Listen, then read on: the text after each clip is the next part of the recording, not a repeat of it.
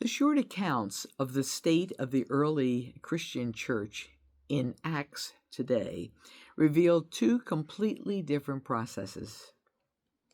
In the first, the church is severely persecuted in Jerusalem, and the early followers are scattered throughout the countryside.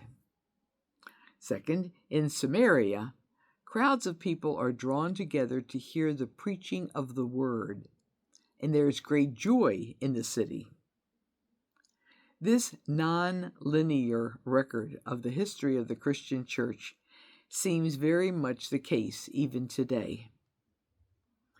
Events are rarely straightforward or arranged in a straight or sequential line, despite our need for clarity and prediction.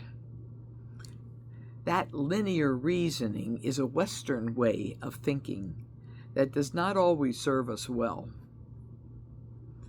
I was fortunate to have been part of an ecumenical team,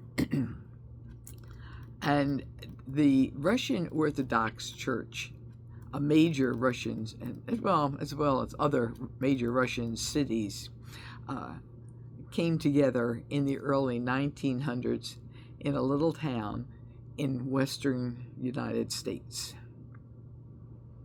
I've been struck by how the devotees of Russian Orthodox Church adhere to a non-linear belief that all things are happening all the time. At all times, Jesus is entering triumphantly into Jerusalem. At all times, Jesus is dying on the cross. Their faith considers God at work in times of chaos and in times of crisis, as well as times of peace and tranquility. And they aren't alone. Scientists and engineers are inclined to think that most systems are nonlinear.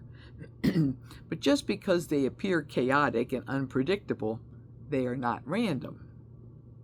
They're just more dynamic than simple linear systems. This is a dynamic way of thinking and serves me well during the current times of great confusion and chaos in the world, which is just one of the many such times over the last 2025 years of the church. As recorded in Acts, we can consider that God is working to gather the faithful together, to protect the church, heal the sick, and to preach the good news of the resurrection, even while there is severe persecution in many areas of the world. We know that God has done throughout history, that what God has done throughout history is to deliver his people with tremendous deeds of mercy. And we trust in the words of Jesus that we too will be delivered even from the chaos of death. Until that ultimate promise is realized, we live in uncertain times, hopefully with the certainty of our faith. We don't know what's going to happen next, or even how much we might suffer.